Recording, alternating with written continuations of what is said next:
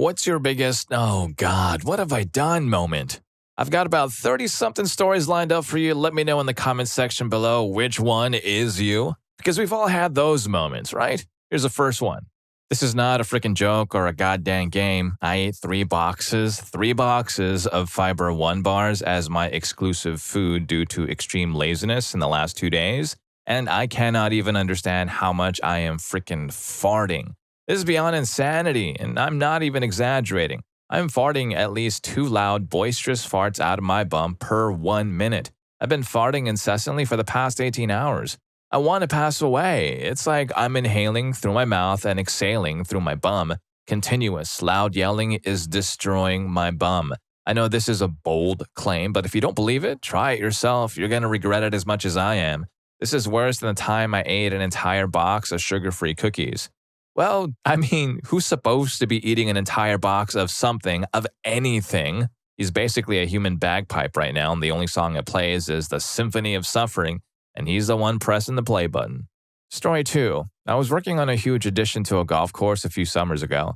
A laborer asked me to turn off the breaker to some receptacles, which I gladly did since he was a nice guy. This was Friday, came back Monday, and the elevator shaft was flooded to the ground floor, with water now coming out from the elevator doors. Yeah, I'd forgotten to turn the breaker back on, and that circuit just so happened to run the sump pump for the elevator shaft. Luckily, I was well liked on the job site and no one threw me under the bus. They all said they had no idea who turned the breaker off, some saying it must have tripped over the weekend even though everyone knew it was me. Story 3. I was waiting at a busy crossroads for traffic lights, and while waiting for the man to turn green, I saw a jogger with headphones about to run across the road. I looked up to see an 8-wheeler lorry obviously going too fast to stop in time and thought, oh, crap. I put my arm up forcefully to stop the jogger, ended up punching him in the chest and almost knocking him over, only for the lorry to turn off out of the path the jogger would have taken. Man turned green. I got out of there. Story 4. I'm late to the party, but I'll buy it anyway. When I was in elementary school, I was friends with this really awesome half-Spanish girl who lived across the hall from me in an apartment building. Her mom made the absolute best food I have ever tasted to this day and always had me over for dinner. Her dad, on the other hand, was a terrifying man, always on the brink of freaking the crap out. So one day we were playing with Barbies in her room and her little sister came in and started to annoy her sister. Didn't bother me. So my friend took perfume and sprayed it right in her face, eyes and mouth open. Her little sister goes screaming out of there. My friend hands me the bottle and asks me to tell him I did it. I couldn't tell you how bad I trembled as he stalked into the room, red-faced and ready to pounce. "Who did this?" he growled lowly. I did, sir. I'm sorry. I didn't mean it for her to get in her eyes," I squeaked. "Well, you did it and it could blind her," he choked back, yelling because I wasn't his kid, but you could tell he wanted to probably throw me through a wall. "You are not allowed to play here anymore." My stomach dropped because I had never expected that. I fought back tears, got up, and nodded to him. "Okay," I mustered. Then I bolted out of the room and the front door across the hall to my home. I cried in my mom's arms. I lost my friend. She never told her dad it wasn't me, and I guess the little sister either didn't say or wasn't believed. I never talked to her again after that. Every time I tried to get her to come out and play, her sister or mom would answer the door and tell me no, I wasn't allowed. Story 5. I was single, lonely, and desperate, stuck in quite a dry spell, so I called a much younger guy who had always shown an interest in me and asked him to come over and hang out. I knew it was a bad idea because he seemed like he could get clingy, but I didn't care at the time. Long story short, we fooled around and he stayed the night. The next morning, I woke up early and went to work. I texted him during the day, something like, "Food's in the fridge, lock the door on your way out, please." Nothing at all indicated that I had a next-level experience and was head over heels. Anyway, I get home and the dude isn't there, thank God. I walk into my room and call a friend, chat with her for a bit, mostly about the night before and how I felt little to no attraction to the guy. After having sexy times with him, take my dog out, make some food, probably 30 minutes have passed since I got home at this point, and I finally open my closet to change and find the dude from last night sitting on my closet floor with chocolates, smiling up at me. It looked like he had been crying.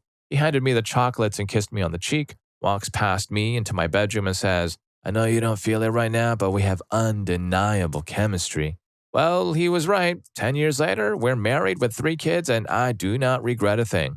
Yeah, I'm just kidding. I spent the next 3 months avoiding him at all costs after apologizing profusely for being a schmuck and using him for intimacy. Story 6. Getting back with an ex. After he cheated, I convinced myself that to some degree it was my fault. The "oh God, what have I done" moment didn't occur until later, and it happened very gradually. One night I was laying in bed and it hit me like a yellow bus. I was allowing a pathological liar to slowly drain all the happiness out of my life without me even realizing. The scary thing is that he brought up the fact he bought a ring and was going to propose when I confronted him with Facebook messages from the chick he cheated with. He had a way of making me feel guilty about trying to break up with him. He played me well. Live and learn, right? Story 7. The first night of basic training when I joined the military, we had made our way into the barracks and were told to get ready to shower and shave. We ran into the shower style and were getting yelled at the whole time to hurry the heck up and wash ourselves in like 20 seconds. While we were shaving, a guy was so nervous he hurt his face. The drill instructors were not too pleased with him. I remember getting back to my wall locker and standing while the drill instructors kept yelling at us about God knows what. The entire time I was thinking, oh God, what have I done? But it got better. Story 8. After getting ice cream with my then crush, I was 17 at the time, I got in the car, turned it on, and I began to input my home into the GPS so we could head on our way home. About halfway through inputting it, the girl tickled me on my side, and I then turned to her and began to tickle her as well.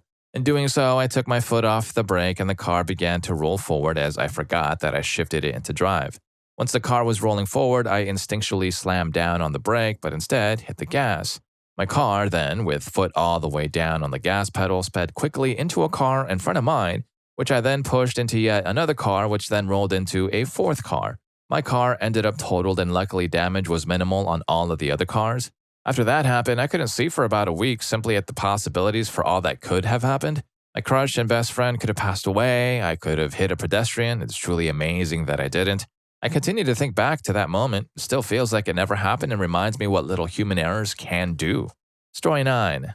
I was playing with fire in my bathroom sink. Stupid kid. The flame got out of control, so I grabbed a roll of toilet paper to help control it. I didn't want to put it out completely, but I wanted to decrease the flame. The toilet paper ignited as soon as it touched the fire. I panicked and threw the flaming toilet paper roll at my floor. The entire roll began to burn and the flame was huge.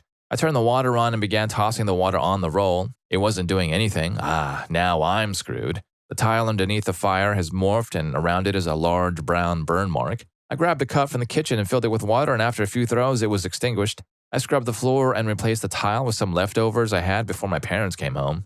Story 10. I've done the same thing, but with about 40 to 60 cloves of roasted garlic. Don't ask. An ex and I got the brilliant idea to just dump like 3 or 4 cups worth onto a baking sheet and cover everything in them. Toast, brie, cheese, toast with brie cheese. Well, actually, that was pretty much all we spread it on. I kid you not, within 2 hours, my innards were raging with the fury of 1,000 horns and the smell of another world. For some godforsaken reason, we got dragged to a shopping mall so a friend could help another friend buy some new outfits for her new job, and we seriously spent about 2 more hours inside this goddamn department store, walking in circles and crop dusting all the departments. Jewelry, perfumes, women's wear, kids wear, electronics, nothing was safe. The smell was like peering directly into Satan's bowels. This was 4 p.m. My ex met me in sporting goods and hugged me tight, so tight that I couldn't move, and only then did I realize what he had just done. And I couldn't run away from the noxious fog that was seeping slowly into my sinuses. So by 11:30 p.m., we're still going full force, farting these violent blasts probably every 90 seconds or so. And frankly, I'm wondering how this much air suddenly appeared inside my body. Every room in his parents' house that we linger in is tainted and we can still smell it the next afternoon. Yeah, we're disgusting human beings and had some intimacy that night anyways amid a gag-inducing fart cloud. Story 11. I once went on a night out with friends dressed as a Dalek. It was a fun night out with one particular drawback. People kept pulling on my stock. It was very annoying. Every club we went to, someone would try and give it a good yank, causing me issues. And the last club we went to, I was at my wit's end, especially with trying to navigate stairs. In that regard, art truly was reflecting life. Then, just as I am the bottom, someone gave my stock the hardest tug of the night. I grabbed their arms, spun them around, was just about to put them in a half Nelson when I realized 3 things very quickly. This wrist was very thin. People standing around me were looking very, very shocked. Oh crap, it's a girl and her boyfriend is huge. I also learned it's surprisingly easy to run when you lift up the skirt around the costume. Yikes, they learned a very important lesson that night. Sometimes the greatest threat isn't the doctor. It's a very possessive boyfriend and an easily accessible stock. Story 12. You know how you can cook popcorn kernels in a pot? Well, Intoxicated me thought they meant pan. So here I am with a couple of kernels in the pan just testing the waters and they start going off and flying everywhere. So Intoxicated me is like, oh cool, it works. So I dump a whole bunch more in, and well, they start going off and there's super hot popcorn flying everywhere, and I'm trying to find a lid while getting hit with popcorn and the smoke detector goes off. Well, I try to fan it down so it stops beeping, then the popcorn starts burning, and the whole house is filled with smoke. I get the pan off the stovetop and just chuck the whole disaster in the trash and watch TV. Well, my cat upstairs is going nuts because she smells the smoke and thinks she's trapped in a burning house, so she proceeds to absolutely trash my room trying to find a way out. Ugh, my intoxicated adventures. Story 13. 3 days ago, I let my ex-husband move back into my spare room. A little history. He was laid off about 5 years ago and moved into the spare room till he could find a job. No jobs. He really did look. Slowly, he became depressed, got into substances, legitimately due to an injury to his back and ankle fusion. Rehabbed, not sure what happened. Money went missing, lots. He hit my car with his truck and denied it. Forged 2 checks and pawned my engagement ring. Threw him out. His family disowned him. He got really depressed. Next thing I know, he's in a psych ward under precautions. He's genuinely a nice guy who gets messed up every once in a while. We are not romantically involved, so I agreed to let him move back in. He is exhibiting some OCD behaviors, mania, paranoid delusions, and hallucinating intermittently. I thought he was depressed, but a whole new set of symptoms are cropping up. I'm doling out antipsychotics. What the heck was I thinking? Story 14. Was arguing with my girlfriend who was concerned about my health because I hadn't been to a doctor in several years. I was about 6'2", 145 pounds at the time. I may not have been in the greatest of shape, but I was not unhealthy. Her, on the other hand, had been slowly gaining weight as we continued dating, especially after she went away to college. I never mentioned it, but I didn't particularly like it. I still liked her body, just she became bigger and got quite a belly. So at one point, we are having our 50th fight about my health, and eventually I decided to say, in retort to her saying I was getting unhealthy, "Well, you've been ballooning ever since we got together, and I never said crap about it." Even to this day, I regret saying that to that girl, probably one of my biggest regrets ever, period.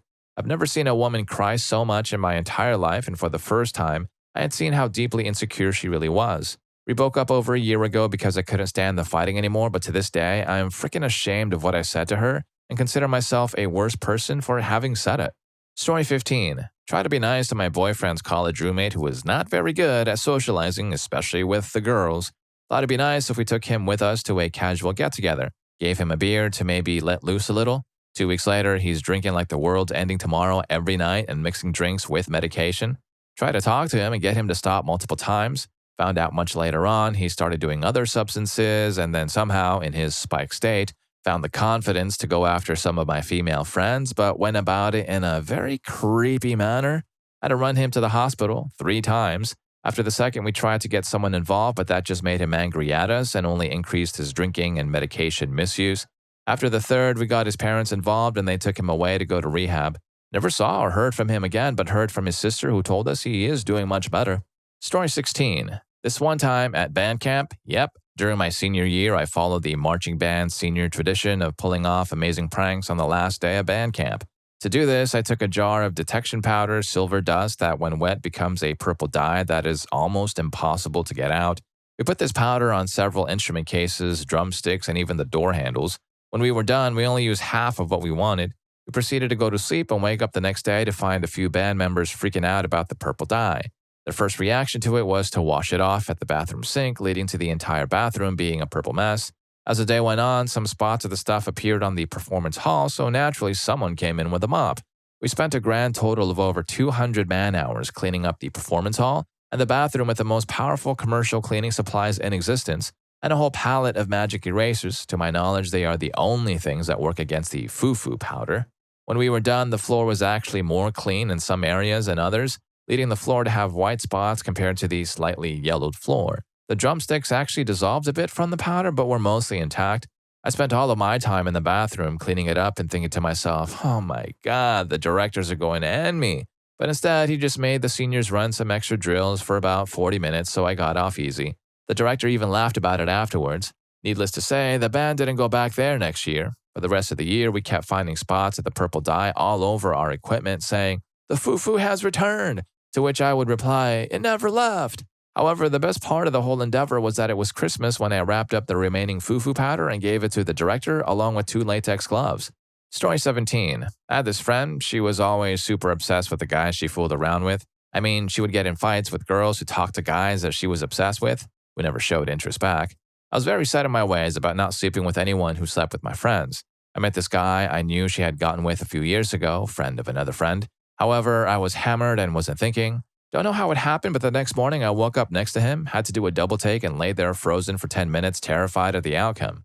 Story 18. My friends and I were at a party, and a couple of the girls there had driven in. We were quite buzzed and managed to take the car keys for one of the cars out of one of the girls' handbags without her noticing. We then were going to attempt to move her car out of the driveway without turning it on and making her come round to see what was up. We released the handbrake and started pushing it up the small hill that was in the driveway. Then we heard her come around the side passage, which had a gravel path.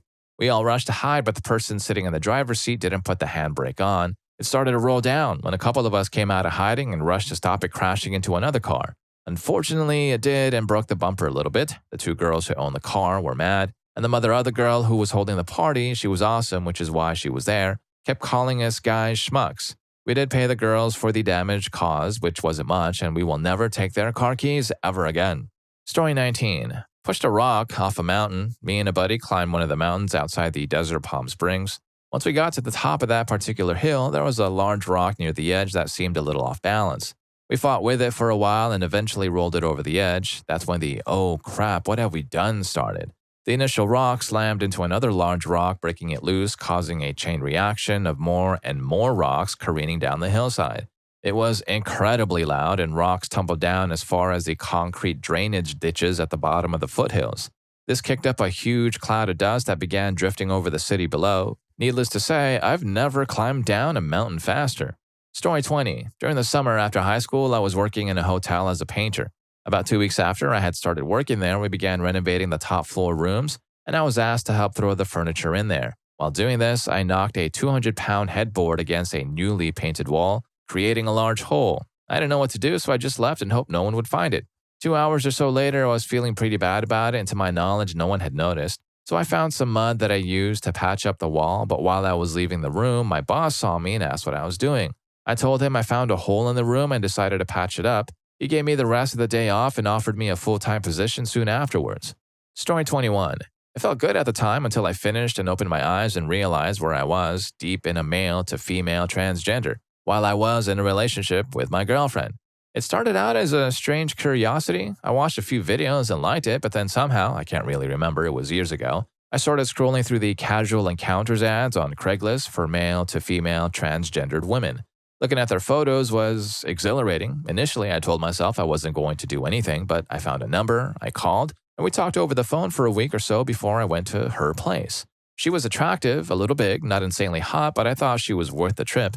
She must have been in her mid-30s, about 15 years older than me, and I could tell she was disappointed in how I looked when I arrived at her door. I'm not terribly handsome. Regardless, she let me in and walked into her bedroom to lay on the bed right off the bat and asked me if I was coming in. My heart began to beat fast, like it is now, retelling the story, and we made out for a while. It was insane. It was the first time I ever did it. It was one of the best I ever had.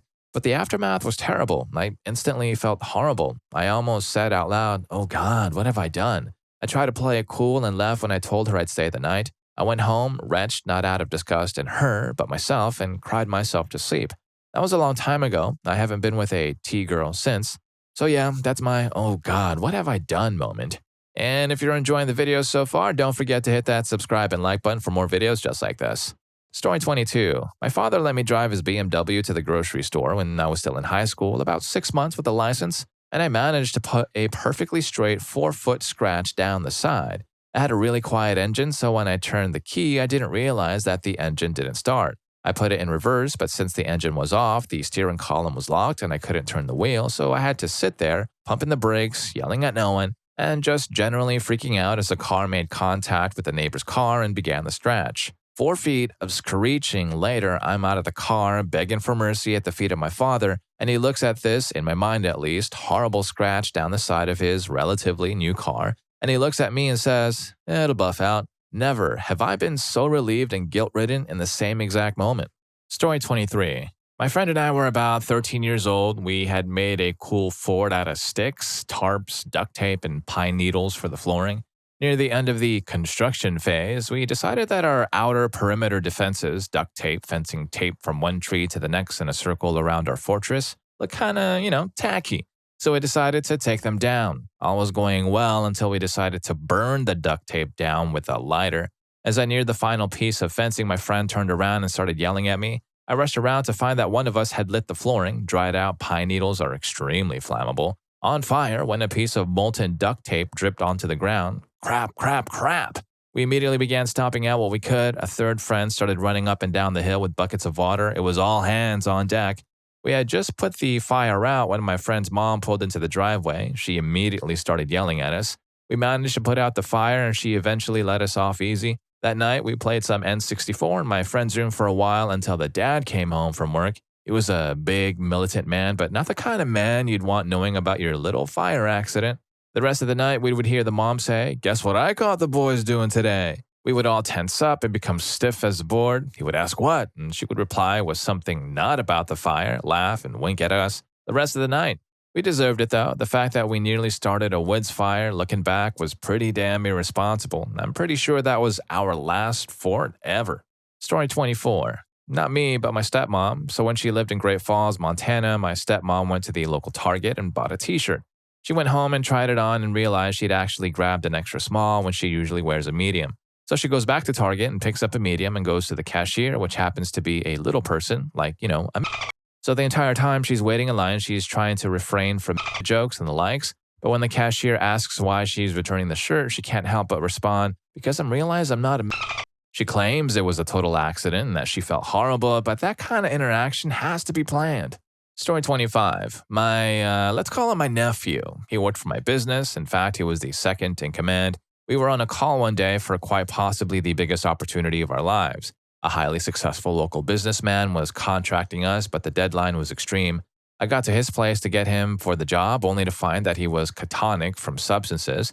I knew he was a light user recreationally, but substances? This was new to me. I managed to pull the contract off by the skin of my teeth without him. However, he comes to me the next day and wants his share of the money. I explained to him that I did the job alone, so the money was mine, but because I loved him, I gave him an opportunity. If he could get clean, he could have the money. His girlfriend, who he used to be with, called me later and threatened to blackmail me with some sensitive information due to a mistake I made due to a bad judgment call. I'd really rather not get into it. Anyway, I was forced to give him the money that night. Later, I came back to apologize to my nephew because I realized that I had been harsh on him, only to find out that he was still using catatonic next to his girlfriend. Suddenly, she started having troubles. I reached to turn her over, but then I hesitated. She was poison. She was ruining his life. With pain in my heart, I stood and I watched, doing nothing. That's cold. Ow, wow. Okay, next story, please. Story 26. Had to break out the throwaway for this one.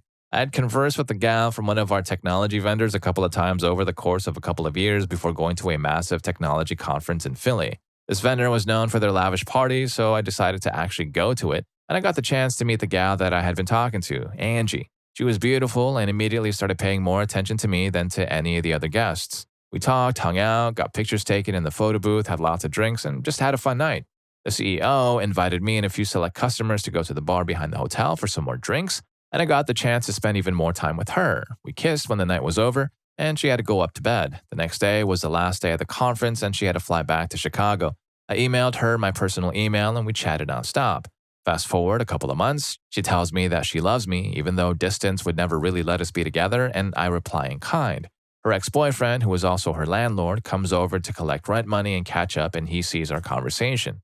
He flips out because when they were together, she never told him that she loved him. He kicked her out that weekend and she was forced to quit her job since she didn't have anyone in the area to stay with. 3 little words cost her shelter and a career. I regret ever barging into her life and compromising her living situation. We haven't spoken since then, almost 2 years ago, but I still miss her deeply. Story 27. I'd been up for about a week, smoking stuff. I'd been living in my car for the past few months and decided that I would join the army so that I could have a place to sleep. My what the heck have I done moment occurred after the recruiter took one look at me and told me to sober up for a few days and come back. I went to the Jack in the Box down the street and used the bathroom. I got a real good look at myself as if I hadn't seen a mirror in 3 years. Crap, I was a mess.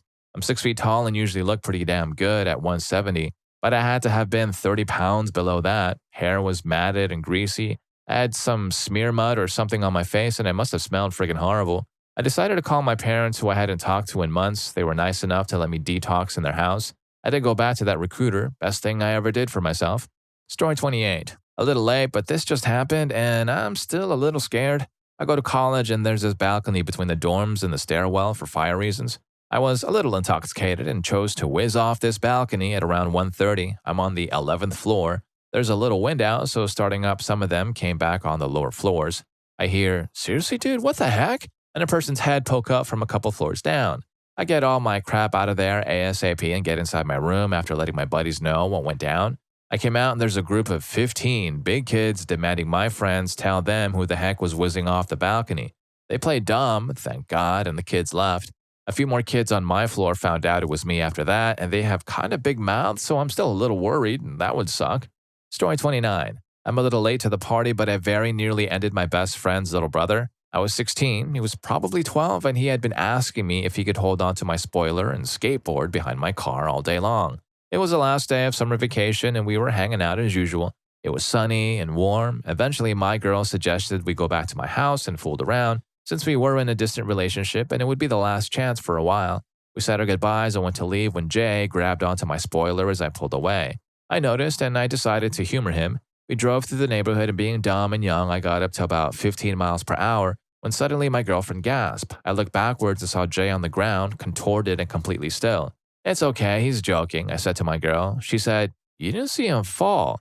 When I ran up to him, he was wounded. His right arm was almost completely covered in road rash. I was too shocked to do anything and started shaking, then immediately retched. "Don't move him," someone shouted. I figured out later that it was a neighbor. I pulled my phone out and promptly dropped it on the ground. The neighbor said they called 911 already. Jay suddenly started to shake and groan, then made the most disgusting mix of a snore and a gurgle. Minutes later, my dad and sister were on scene, as well as ambulance, police, Jay's grandparents, and parents of all my friends in that neighborhood. I was sitting in a police car crying and screaming at the cop that I had school the next day, that I wasn't a He said he just had to know what happened, that Jay wasn't gone yet, and that I should try to calm down. I saw Jay's Live Strong bracelet torn in two on the cop's dashboard. Jay was put in a medically induced coma and stayed there for 2 weeks. It would be 2 or 3 months before she recovered and returned to school. His father, a police sergeant, spoke to me the night of the accident and was incredibly understanding. He didn't blame me and said that Jay had previously asked him if he could sketch behind his car. They would not be pressing charges. I received a reckless driving charge, which was dismissed after I testified to the emotional distress and shock I had endured. Story 30. One day I ran into a former coworker of mine at the gym. Really funny, cool dude I hadn't seen quite in a while. We had always cracked each other up with a very irreverent sort of pretend insulting banter. We were both atheists, and to make what happened next worse, I have a history of saying the most horrible things in the name of humor without thinking them through. So when he got serious and told me he had cancer, I didn't miss a beat. "Oh my God, that's amazing," I said. "What?" "Well, I was doubting whether God answers prayers, and now I know he does." The moment it came out of my mouth, I'd have done anything to take it back. I'd meant it as a joke, but it was like the worst thing I could imagine saying. He sat there, looking at me very seriously for a second, and then said, "Thank you so much. Whenever I tell anyone, they treat me like a cancer patient, like I'm a different person. I haven't had a normal conversation with anyone in 3 months." We picked right up laughing and insulting each other, and it was amazing. Story 31. I imagine this will get buried, but here's mine. I was around 16 years old, and LCD HD TVs were like the hottest things around. I'm talking the only place you ever saw one was on the sales rack at Best Buy. Anyways, my dad, who was definitely not rich enough to afford one, happened to get some stellar deal and brought one home. Of course, my mom freaked out about money and whatnot, but that day my dad gave no craps. We were the first family on the block with the goddamn HD TV, and no woman could bring him down. Unfortunately for him, I was born a man, and within 1 week I decided to hook up my old Super Nintendo to the thing. And to make a long story short, not as long, I played the Indiana Jones game for a while, got absolutely fed up at the Temple of Doom part, and yeah, I threw my controller at the ground, as was common practice back then. Now, if you've ever played SNES, you know these controllers are made of like magically weightless but entirely indestructible material not quite known to man. Thus, it was normal to chuck them around without repercussions. However, that day I had other plans, as my controller took a bounce off the ground into a coffee table and slightly glanced off the HD screen. Of course, it cracked the screen in one tiny spot, completely ruining it, and I had to stay at a friend's house for 2 days before my guts grew large enough to confront my father. Story 32. This is gonna be a long one. When I was 20, I got my refund check and was ready to spend it. Lucky enough, I was talking to a girl over Gaia, and we wanted to meet up for some real action. I was thinking, this is gonna be awesome. I'm gonna get to meet a chick and possibly get So, like a freaking idiot, I decided to hop on a flight and rent a car. She was able to borrow an apartment from a friend who was cool with me staying there as long as she used my rental car for the Friday. I agreed, and the girl and I went at it. The next day, I got my car back and we went around town. Every store, bank, rest stop, dock, drive through we went to, people would stop and stare at her and then me. A couple of bouts of intimacy later, she gets a call. We meet up with her friends in a park at night. Again, I have a rental car and no one in this town knows me. She walks over and starts talking crap to dude and a set of girls across from me. It gets louder and worse. They push her back and look at me like I don't belong. I gather her up and I drive away, not asking anything. Last day, a guy comes over and she introduces me as a guy she knows and stuff. The guy is a black guy with a huge gut and pinky rings and a gold grill. He shakes my hand and takes me out back. He asks me about my trip and answers all my questions about this girl. He deconstructed all the events of the weekend and tells me the girl is just a, quote, witch that don't know no better. I explained to him about Gaia and he says, that witch plays the okie dope game on a lot of dudes there. You're the first to respond in kind with an actual trip. I blink, pack, leave without saying goodbye, and get tested the following Monday. This was the only time in my life I arrived at an airport 6 hours early. Story 33. My first girlfriend broke up with me in a very kind manner, which would have left us good friends with nothing unsaid. We've been dating for 2 years. Instead of acting as a grown-up and proper as she did, I spent the next year acting like a schmuck and a child, making life hell for her. One day, I just kind of woke up and realized what an awful person I'd been. I handwrite a long apology letter in black ink, and she actually forgave me. I have no right to have her friendship, but again, she acts like the grown-up she is supposed to be, and graciously forgave everything. She's currently dating one of my best friends. All is good. I'm just impressed with the sheer dedication to being awful. That's a level of commitment most people can only dream of. Story 34. I was playing with a dog's collar while watching a movie, not really paying attention to what I was doing. I twist the chain up, then untwist it. I twisted around one wrist first and then the other. It was amusing. Then, stupidly, I twisted the chain around both wrists. I tried to twist it back, but the chain got tighter around my wrists. Crap. I sat there for 10 minutes looking stupid until I worked up the courage to go out to my dad and ask for help. After laughing at me for a while, he said the only way that he would help me is if I was allowed photographic evidence to show my mom my stupidity. With much shame and humiliation, I allowed it. It only took a minute to get through the chain with a hacksaw, but my embarrassment lasted much longer. I ended up with prominent chain mark bruises around my wrists. Story 35. For background, I go to a college prep school, boarding, where we have roommates and study hall and the whole thing. Study hall is taken incredibly seriously as a time for people to get work done. My roommate last year was an absolute terror, the kind of person that you pray not to have to live with, ever. He was a 4th grader in a 9th grader's body. One night, he picked a fight with me for attention, and I had had a particularly bad week, and I was really sick of dealing with him. So I grabbed the closest thing to me, my lacrosse stick, which is about 6 feet, 3 inches in total. So he's a bit down the hallway from me, and he's trying to get a punch or kick in, and I'm poking him as hard as I can in the chest and stomach. When I hit the fire alarm behind me with the end of the stick, and there was this moment of absolute and total silence in the universe. Then, in the middle of study hall at about 9 at night, the most shrill, horrific screeching beeping begins as we all shuffle out to the field next to the dorm. I lived in the biggest dorm with about 80 people, including small children that live with their parents who are teachers. So after all of the confusion and shuffling out, word got around that I had pulled the fire alarm, and the dean of students, the head dorm parent, and a couple of firefighters took me over to talk to me, and I had to explain what happened. I ended up not getting into too much trouble because it was unintentional, but god dang it, I was scared. Story 36. I have severe depression and anxiety. I got really attached to my cousin that was helping me through it, and I had a panic attack at her house, which resulted in her and her husband, bringing me to the hospital. I felt really bad about it and kept apologizing as I was nervous. They would need to be upset with me. One day the following week, I was texting her asking questions about how she deals with her anxiety, and she says she has to go make supper. I asked if we can continue texting after. She says no. I say sorry for asking, and that was the end. I text her the following day, forgot about what, and close to the end of the day, she texts back with a message saying, I'm paraphrasing here, "Screw off, you're annoying me and my husband, and quit asking me for help. You're no longer welcome to our house." I first thought, oh crap, what the heck did I do? I still haven't found out, and it's been a week of zero communication. I feel terrible about it.